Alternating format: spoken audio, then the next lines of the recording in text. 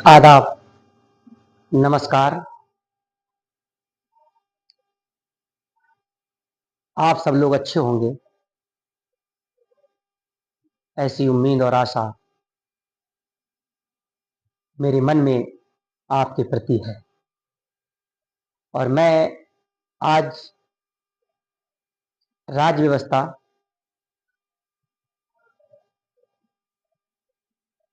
Part 2 के साथ उपस्थित हूं और मैं आज आपको बताने वाला हूं कि लोकतंत्र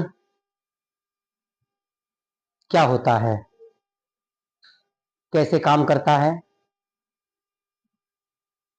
क्या क्या उत्तरदायित्व लोकतंत्र के द्वारा निर्धारित किए जाते हैं, जिसके द्वारा हमें और आपको इस देश और दुनिया के अंदर एक नई ऊर्जा और नई ताकत मिलती है।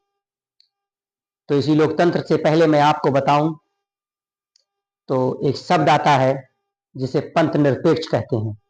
और पंथ निरपेक्ष भी 3 तरीके का होता है। एक धर्म सापेक्ष राज्य।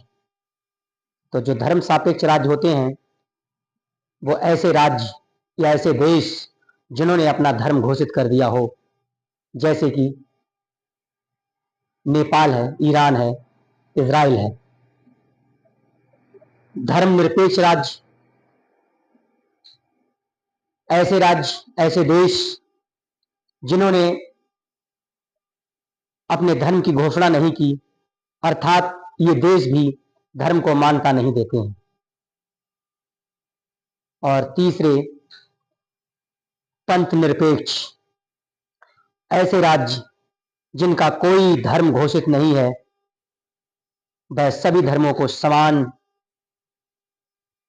सम्मान देते हैं। तो इस तरीके से ये 3 तरीके के देश इस दुनिया के अंदर हैं, जिन्हें राज्य व्यवस्था के हिसाब से हमें और आपको जानने का मौका मिला।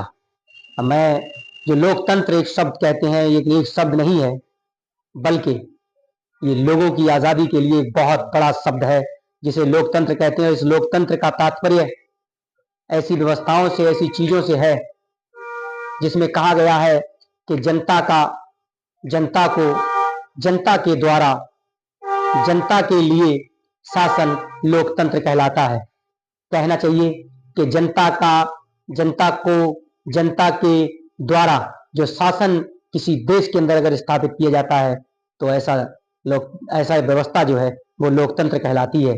अर्थात सिर्फ शासन पद्धति जो है लोकतंत्र नहीं है, बल्कि सभी संदर्भों में ये एक जीवन पद्धति भी है। जबकि भारतीय संदर्भों में लोकतंत्र को व्यापक अर्थों में परिभाषित करते हैं, जिसके अंतर्गत सामाजिक, आर्थिक व राजनीतिक आयाम शामिल हैं। अर्थात लोकतंत्र केवल शासन पद्धति ना होकर जीवन पद्धति है। समान राजनीतिक अधिकार इसी लोकतंत्र के बदौलत हमें और आपको इस देश के अंदर मिल रहे हैं। लोग अपने शासक का चुनाव जो है स्वयं ही करते हैं और उस शासक की जिम्मेदारी भी स्वयं ही निर्धारित की जाती है। तो जब तक इस देश के अंदर लोकतंत्र है, तब तक आप इस देश के अंदर अपने शासक को अपने द्वारा चुन सकते हैं। ये व्यवस्था भी लोकतंत्र के द्वारा मिली है। लोकतंत्र 2 प्रकार का होता है, एक प्रत्यक्ष लोकतंत्र, एक अप्रत्यक्ष लोकतंत्र। जो प्रत्यक्ष लोकतंत्र है, इसकी 2 शर्तें महत्वपूर्ण है, और वो 2 शर्तें हैं, वो है कि जनता के द्वारा चुने गए प्रतिनिधियों द्वारा शासन होगा और प्रतिनिधियों पर नियंत्रण जनता का होगा। दूसरा अप्रत्यक्ष लोकतंत्र। इस अप्रत्यक्ष लोकतंत्र की भी 2 शर्तें होती हैं, और वो ये है कि जनता के द्वारा चुने गए प्रतिनिधियों के द्वारा शासन होगा, परंतु प्रतिनिधियों पर नियंत्रण प्रतिनिधियों का होगा, ना कि जनता का। तो प्रत्यक्ष लोकतंत्र एक सैद्धांतिक अवधारणा है, ना कि व्यावहारिक अवधारणा है। तो हमें प्रत्यक्ष लोकतंत्र और अप्रत्यक्ष लोकतंत्र को समझने के लिए, चीजों को आगे बढ़ाने के लिए हमें और आपको ये सब चीजें समझनी पड़ेंगी, तब जाकर के हम इस देश के अंदर जो है अपनी और अपने राइट्स के बारे में समझ पाएंगे। अप्रत्यक्ष लोकतंत्र के जो प्रकार हैं, तो उन अप्रत्यक्ष लोकतंत्र को समझने के लिए हमें जो है 2 तरह की अप्रत्यक्ष लोकतंत्र जो 2 तरह का होता है, उसमें एक संसदीय प्रणाली होती है और दूसरी अध्यक्षीय प्रणाली होती है। अगर संसदीय प्रणाली है तो कार्यपालिका विधायिका के प्रति जिम्मेदार होगी, और अगर अध्यक्षीय प्रणाली है तो कार्यपालिका व्यक्तिगत रूप से राष्ट्रपति के प्रति जिम्मेदार होगी। दक्षता का अभाव होता है और यहाँ संभावनाएं बनी रहती हैं। फिर भी जरूरी नहीं है कि न्यायपालिका सर्वोच्च हो, परंतु जब अध्यक्षीय होगा तो जो है सर्वोच्च न्यायपालिका मानी जाती है। ऐसे संसदीय व्यवस्था में सरकार निरंकुश हो जाती है, जबकि अध्यक्षीय व्यवस्था में जो है सरकार निरंकुश होने का खतरा बना रहता है।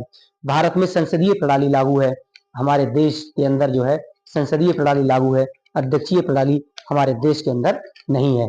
तो हमें जो है इस गणराज्य को बनाने के लिए जो बना है उसके लिए शासन का प्रमुख लोगों के द्वारा चुना गया होगा, ना कि किसी वंश राज खानदान का पूरी व्यवस्था में सभी पद किसी भी विशेष के लिए आरक्षित नहीं होगा।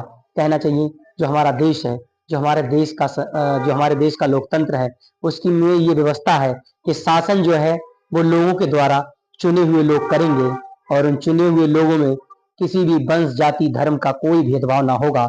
जिसे जनता ने चुन दिया वही देश का असली शासक कहलाएगा। और समय रहते ही अगर वो काम को सही करते हैं तो जनता के द्वारा कुछ पदों पर वापस बुलाने का भी प्रावधान है, जिसे ब्लॉक प्रमुख और जो है जिला पंचायत अध्यक्ष में इस देश के अंदर जाना जाता है कि अगर ये काम से सही से नहीं करते हैं तो इन्हें हम लोग वापस भी बुला सकते हैं। तो इस तरीके से जो है हमें जो है ये संविधान की बदौलत ये सब चीजें मिल रही हैं। फिर इसी में राज्य के जो उद्देश्य हैं कि जो नैतिक उद्देश्य भौतिक उद्देश्य जिस राज्य के अंदर जो निर्धारित किए गए हैं वो एक तो न्याय है कि प्रत्येक व्यक्ति को किसी भी लिंग दोष के अनुसार भेदभाव ना हो, संपूर्ण जाति को जो है संपूर्ण मानवों को जो है बराबर के जो है न्याय मिल सके। स्वतंत्रता